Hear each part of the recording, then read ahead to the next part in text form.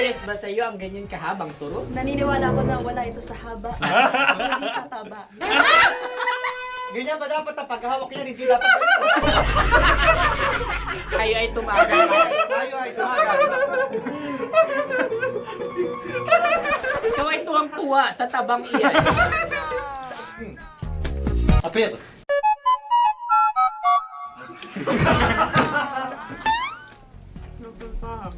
Meron na kaming kasagutan, tayo yung magsasabi-sabi naman.